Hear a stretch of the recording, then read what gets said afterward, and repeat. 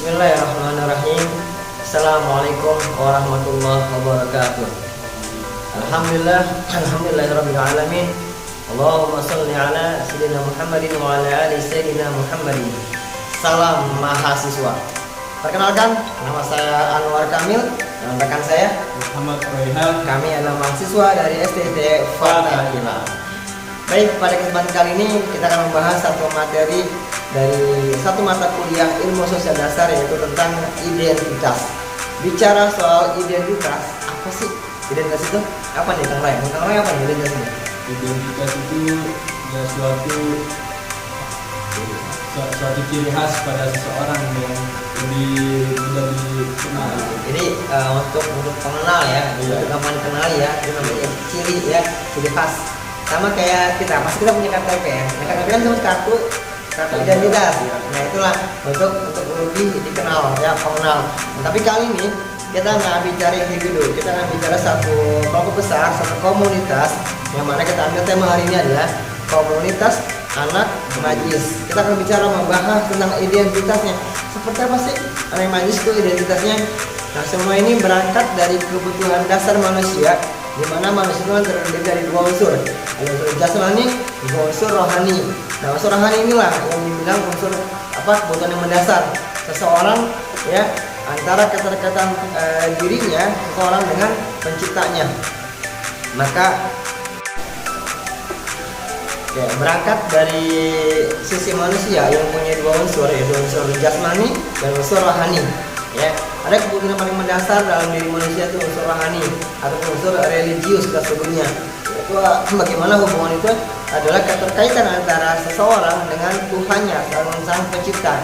Kita sebagai muslim mempunyai kewajiban ya, bagaimana yang Allah firmankan dalam Al-Qur'an, "Wa ma khalaqul jinna wal insa illa liya'budun." Dan Allah telah menciptakan manusia dan jin hanya semata untuk beribadah kepada Allah Subhanahu wa taala. Jadi untuk beribadah menyembah. Banyak cara, banyak media seseorang untuk menggapai ridhonya Allah, untuk menggapai cintanya Allah. Salah satunya adalah tempat-tempat pengajian atau majelis taklim. Nah, di Indonesia adalah negara muslim terbesar.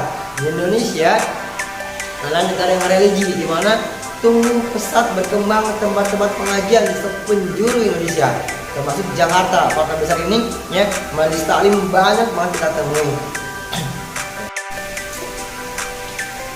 Di Indonesia adalah negara yang religi, di mana Indonesia ini banyak tumbuh pesat berkembang tempat-tempat pengajian, majelis taklim ya, terutama di kota Jakarta, kota besar yang tumbuh besar, tumbuh banyak subur majelis taklim, di mana majelis taklim ini ya tidak hanya kaum muda, tapi juga ada kaum anak-anak, juga kaum orang tua juga ada ya.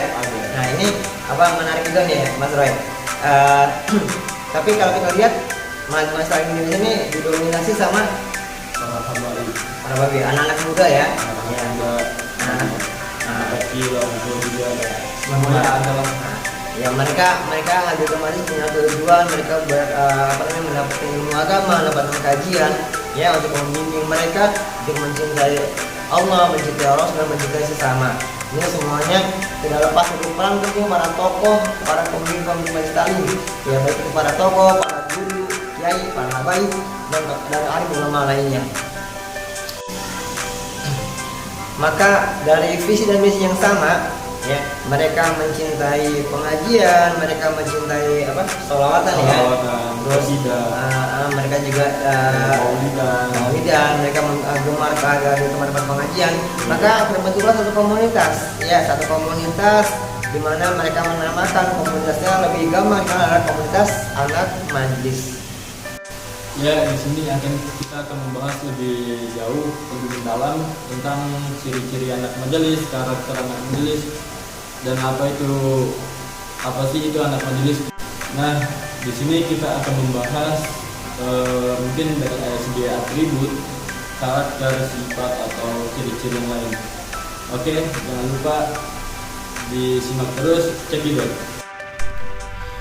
Nah, seperti yang kita bahas di awal tadi, bahwa Indonesia adalah negara yang religi, negara yang banyak kita jumpai majelis taklim di mana-mana, khusus wilayah Jakarta.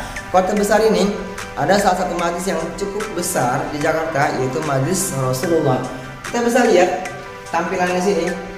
Ini adalah satu event besar yang diadakan oleh satu majelis yang dihadiri oleh ribuan bahkan puluhan ribu ya anak-anak majelis yang hadir. Mereka tidak hanya dari wilayah Jakarta tetapi juga dari luar Jakarta, bahkan dari mancanegara pun hadir.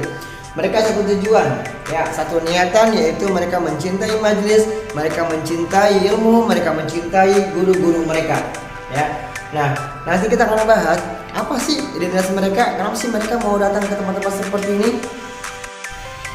Ada komunitas Mahabbatur Rasul, ada komunitas pencinta sholawat, ada komunitas perindu sholawat, komunitas ahlul badar, macam-macam ya. Banyak lagi jenis nama lain dari komunitas ini, namun mereka tergabung dalam satu wadah, yaitu kelompok komunitas anak majelis.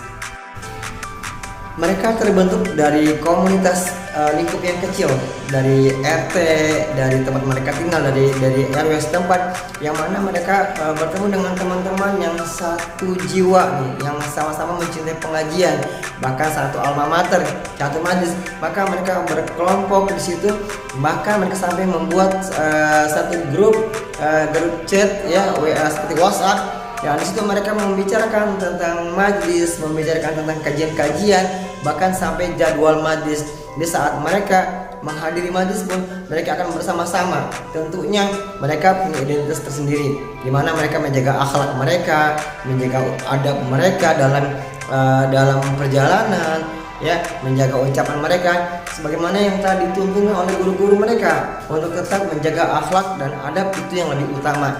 Nah, mereka pun dilengkapi dengan atribut-atribut yang mereka gunakan sebagai penciri, sebagai penanda mereka adalah kelompok anak majelis tertentu. Dengan saat ada event majelis ya, ataupun kajian rutin yang dilakukan oleh majelis, mereka akan berangkat bersama-sama. Biasanya mereka akan konvoy ya, dengan kendaraan motor. Biasanya mereka akan menuju tempat majelis secara bersama-sama.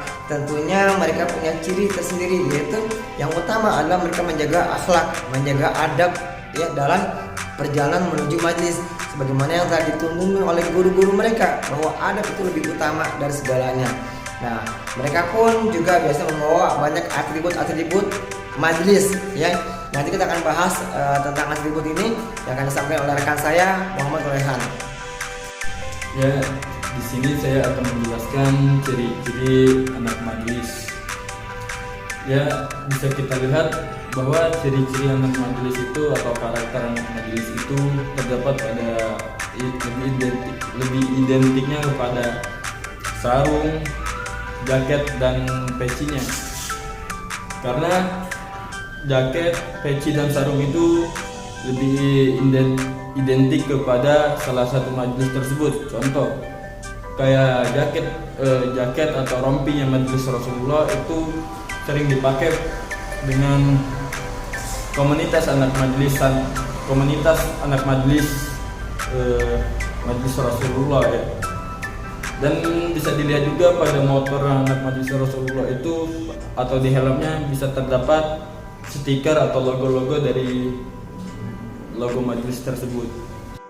Ya, komunitas anak majelis pasti menyukai sesuatu yang berkaitan dengan majelis tersebut, seperti contoh kayak baju, jas atau jaket, peci, sarung dan lain sebagainya. Dan anak majelis juga pasti ingin mengkoleksi suatu kayak casing handphone yang bermerek majelis Rasulullah atau bermerek Majelis Topa, ataupun ingin mengkoleksi foto-foto guru mereka kayak contoh Habib Bahar, Habib Riji, Habib Munzir bin Fuad Al-Musawa dan sebagainya, dan alim-alim ulama yang lain. Ya, mungkin masih banyak lagi identitas tentang majelis yang akan disampaikan oleh rekan saya. Kalau dari lingkup komunitas, anak majelis ini mempunyai ciri ataupun khas mereka sendiri. Ya, seperti hanya dari obrolan mereka di WhatsApp, ya di grup WhatsApp mereka biasanya bicara tentang pengajian, tentang kajian, tentang jadwal majelis. mereka menggunakan bahasa-bahasa yang sedikit agak ke Arab-Araban ya.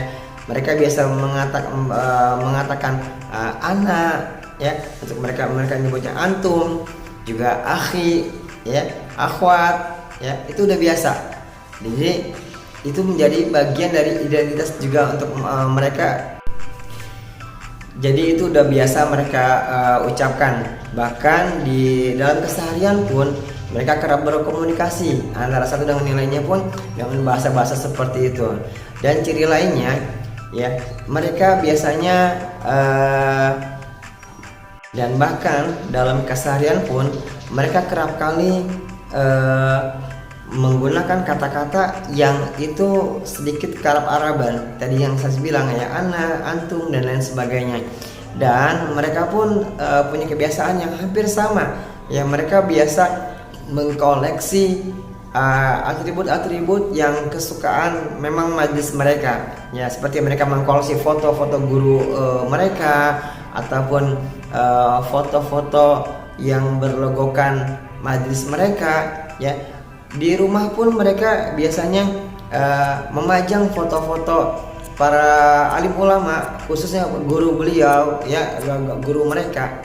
Bahkan anak majelis biasanya mereka di rumahnya pun mereka menunjukkan atribut identitas majelis mereka. Mereka menempel stiker di rumah mereka ya. Mereka memajang foto guru-guru mereka. Juga mereka mungkin mengkoleksi jam dinding ya. Itu ada yang berbentuk seperti berbentuk terompah, yang itu yang diyakini terompah yang berbentuk seperti itu adalah terompah yang menyerupai dengan sandal Nabi yang dulu pernah Nabi pakai, berbentuk seperti itu. Maka mereka bertawasul, mereka bertabaruk mengambil keberkahan dari bentuk yang disukai oleh Nabi. Enggak cuma itu, mungkin kita bisa lihat nanti ya, ada di peci ya, logo gambar seperti itu. Terus di sorban ya, di jam tangan, jam dinding ya, di sandal pun itu banyak kita temui aksesoris seperti itu yang terlain. Mereka tuh semuanya memiliki, mengkoleksi, bahkan mereka memakainya, walaupun memang tidak semua anak majelis itu wajib harus seperti itu, tidak. Tetapi kebanyakan yang kita lihat mereka biasanya berseragaman ya, dalam artian mereka menyukai apa yang temannya sukai sesama satu majelis ya. Mereka kadang dari handphone pun sama. Handphone bisa kalau kita cek di MP3 mereka pasti masih bisa menyimpan lagu-lagu sasar qasidah ya, hadroh itu pasti ada biasanya. Itu menandakan juga mencirikan bahwa mereka anak majelis, bahwa anak majelis itu menyukai hadroh, menyukai musik hadroh. Dan bahkan lagu-lagu pop yang populer biasa ada di sekarang yang orang pada suka, pada mengetahui, biasanya jarang kita temui di HP anak majelis itu ada, tapi saya rasa sedikit yang itu masih menyimpan. Terus dari bentuk handphone, casing handphone pun kadang banyak dijual di luar sana. Itu casing handphone yang berkarakter majelis taklim itu lebih disukai. Pokoknya segala sesuatu apapun bentuknya yang menyerupai ataupun yang berkaitan dengan majelis, baik itu logo, bentuk huruf, angka, itu akan diburu oleh anak majelis untuk mereka memperkuat identitas sendiri ya. Mereka bergabung dalam komunitas. Makanya saat mereka pun berangkat ke majelis, maka mereka akan menampilkan aneka ragam atribut di situ ya. Ada yang bawa bendera ya, ada juga yang membawa hadroh, ada yang membawa sorban dan lain sebagainya. Semuanya itu pasti berlogokan majelis, semuanya itu berlogokan majelis kebanggaannya. Bahkan di tubuh mereka pun ya, mereka pakai aksesoris seperti tadi saya bilang, seperti mungkin cincin ya. Mereka juga memakai cincin itu ada yang berlambang terompah, itu pun sama. Mereka memperkuat identitas mereka seperti itu. Dengan rasa cinta yang ada pada diri anak-anak majlis, cinta akan ilmu, cinta akan majelis taklim, mereka terkadang menyampingkan keperluan ataupun kepentingan pribadi mereka ya, seperti hanya mereka punya acara keluarga atau mereka punya acara-acara dengan teman-teman yang lain, ya, seperti mungkin misalnya malam minggu yang notabene anak muda sekarang biasanya lebih senang mereka pergi nongkrong di kafe, jalan sama teman-teman yang ngobrol sampai bergadang larut malam. Tapi ada sebagian mereka anak majelis yang mereka lebih memilih ikhlas rela untuk duduk, ya, di majelis taklim bersama guru mereka, ya, dengan tujuan mereka terus merasa haus, mereka terus merasa lebih tenang, lebih nyaman di tempat-tempat seperti itu. Mungkin tidak semua orang, tetapi inilah anak majelis yang mereka sudah candu dengan kecintaannya, candu dengan kerinduannya akan majelis taklim. Oke, sampai kita pada kesimpulan tentang pembahasan identitas anak majelis, yang mana bisa kita simpulkan bahwa keidentikan anak majelis itu dalam religi, ya, dalam hal religi, ya, seperti dalam kegiatan majelis taklim, pergi ke majelis taklim ataupun pergi haul dan menggunakan atribut-atribut majelisnya, ya, seperti jas atau rompi dan lain sebagainya. Ya, jadi memang komunitas ini memang terbentuk dari tujuan yang sama, yaitu mereka punya tujuan yang sama, punya kecintaan yang sama, yaitu kecintaan akan majelis taklim, kecintaan akan hadir pengajian. Nah, dari situlah mereka membentuk satu komunitas yang mereka anggap sama dengan mereka, maka mereka pun bersama-sama saling memotivasi untuk membentuk satu kelompok, ya, agar mereka seakan punya saudara dalam lingkup mereka. Dan mereka pun lebih mengidentikan diri mereka untuk lebih dikenal banyak orang biasanya dengan atribut yang mereka gunakan dalam keseharian kegiatan majlis ataupun di luar majlis, yang mereka juga kadang suka pakai, ya. Kita baik itu sarung, terus dari kita bahas peci, jam tangan, terus sandal, handphone, itu pun semua yang berkaitan, semua yang berlogokan tentang majlis, mereka akan coba untuk memiliki, menyimpan, mengkoleksi, bahkan memakainya. Mungkin itu yang bisa kami sampaikan dari kesimpulan pembahasan kali ini. Kalau mohon maaf. Sekian dari kami, terima kasih. Assalamualaikum warahmatullahi wabarakatuh. Salam mahasiswa.